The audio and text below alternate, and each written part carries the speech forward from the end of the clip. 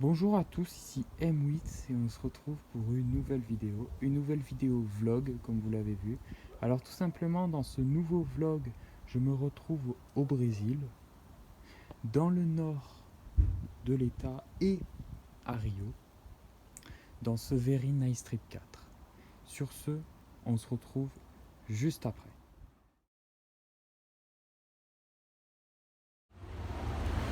Donc là je me retrouve à Fortaleza, dans mon hôtel au Brésil. Donc Fortaleza est une ville au nord du pays, dans une région assez pauvre du Brésil. Donc comme vous l'avez vu, ici il y a la mer, enfin plutôt l'océan Atlantique. Donc que faire à Fortaleza? Donc d'abord bon, c'est pas grand chose, mais il y a de nombreuses activités au bord de la plage, comme le beach park, je crois que ça s'appelle comme ça. Moi je reste qu'une nuit à Fortaleza. Et voilà. Dessus on se retrouve après.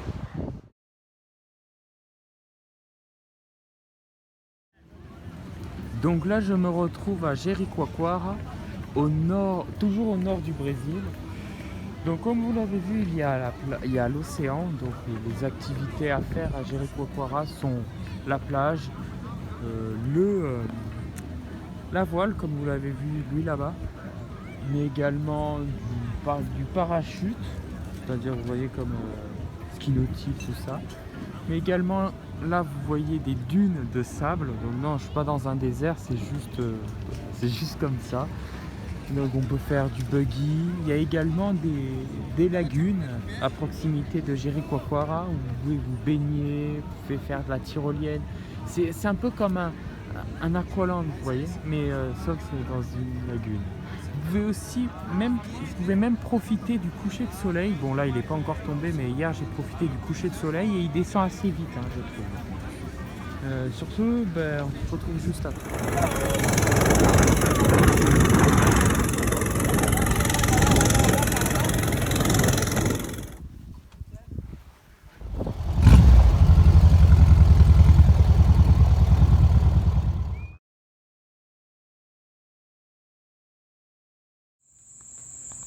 Donc là je me retrouve à Barreirinhas, donc dans mon hôtel. Alors je suis désolé les gars si vous voyez pas trop parce qu'en fait il fait nuit. Il fait nuit tôt ici au Brésil, il fait nuit vers... le soleil se couche vers 17h30. Il fait nuit tôt. Bref, alors les activités à faire à Barreirinhas, je suis désolé vous voyez vraiment rien. Mais elles sont un peu pareil que dans le nord, c'est-à-dire... alors moi ce que j'ai fait c'est qu'il y a un chauffeur qui m'a pris et il m'a amené avec un groupe, voir des lagunes, vous pouvez vous baigner, vous pouvez même faire de l'avion. Bon moi ça je l'ai pas fait, mais ouais c'est assez sympa. D'ailleurs je vais vous montrer quand même quelques extraits du paysage, c'est magnifique. Sur ce, bah, on se retrouve juste après.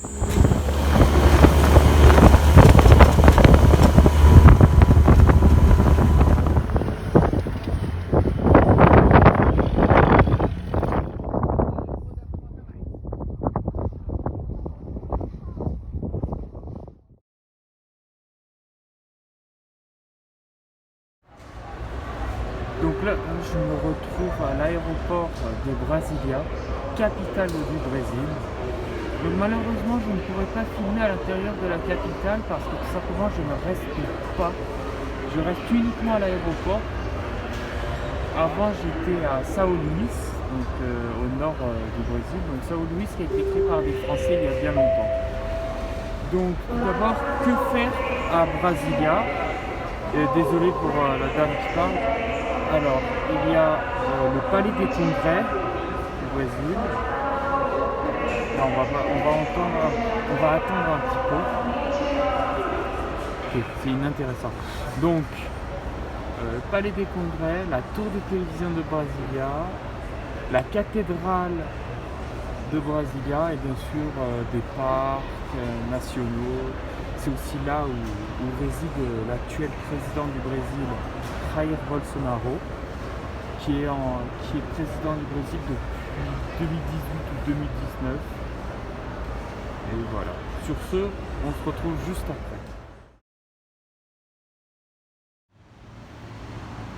Donc là, je me retrouve à Rio de Janeiro. Donc je ne suis plus au nord du Brésil, mais plutôt vers le sud-est. Donc fini les Lençóis, fini les dunes et fini tout ça. Donc là, c'est totalement différent. Rio est la deuxième ville la plus peuplée du Brésil avec 6 millions d'habitants, juste derrière Sao Paulo, qui est la ville la plus peuplée du Brésil.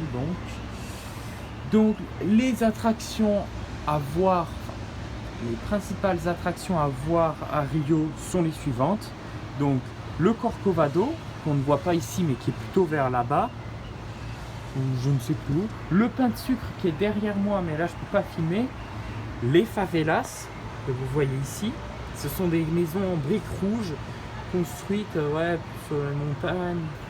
Et bien sûr de nombreuses plages comme la très célèbre plage de Copacabana, qui est l'une des plages les plus célèbres au monde, voire peut-être la plus célèbre au monde, tout simplement. Rio possède énormément de clubs de foot comme Palmeiras, Flamengo, Botafogo. Je crois qu'il y a 15, une petite dizaine de clubs, je ne suis pas sûr. Mais bon, bref, il y a notamment le stade Maracana à voir, de nombreux musées. Il y a même des parcs nationaux du côté de la ville. Rio, c'est très grand, hein, vous savez. C'est très très grand, il peut avoir même plusieurs climats dans une même et unique ville. C'est-à-dire qu'il peut pleuvoir à un côté de Rio et ne pas pleuvoir dans une autre partie de la ville. C'est très grand, Rio. Donc voilà, on se retrouve juste après. Donc là, je me retrouve au Corcovado, donc à Rio de Janeiro, devant la statue du Christ, la très célèbre statue. Donc elle a été construite de 1926 à 1931 et a été inaugurée la même année, en 1931. Elle fait 30 mètres de hauteur et elle domine toute la ville de Rio. Regardez, ici vous voyez le Maracana, ici vous voyez l'océan avec ça, c'est quoi ça? Je sais pas. Alors il y a beaucoup de vent, j'espère que vous m'entendez bien, et beaucoup de touristes aussi. Et aussi on peut même monter jusqu'à tout là-haut. Donc bien sûr vous avez reconnu le personnage. Donc voilà. Sur ce, on se retrouve juste après.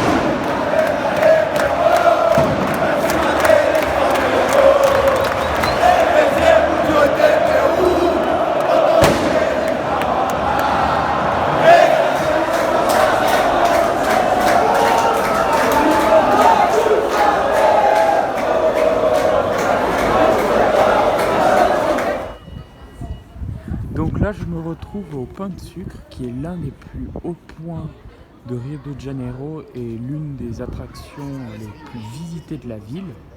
Donc le Pain de Sucre, comment on y accède? C'est très simple, grâce à ce téléphérique qui est mis en service depuis 1920-1921. Et le Pain de Sucre s'élève à une altitude de 396 mètres. Et d'ici, vous pouvez apercevoir une vue magnifique sur le sur la ville de Rio. Regardez. Et aussi sur le Corcovado qui est ici. Regardez la vue. Voilà, on voit sur Copacabana, on voit l'hôtel Hilton qui est un des hôtels les plus hauts de la ville, voire le plus grand. On a le Automne qui est également l'un des plus hauts, qui est là-bas. Et aussi l'océan. Sur ce, on se retrouve juste après. Donc voilà, de retour ici. Alors, nous allons faire le bilan de ce voyage. Alors, ce que j'ai préféré vraiment, c'était Jericoacoara. Vraiment, j'ai adoré faire les Lençóis, les dunes, tout ça, j'ai vraiment adoré. Ensuite, ce que j'ai le moins aimé, honnêtement, il n'y a pas grand-chose, à part une petite étape à Atins. C'est un petit village aussi dans le nord du Brésil, juste avant Barreirinhas. Juste avant ça.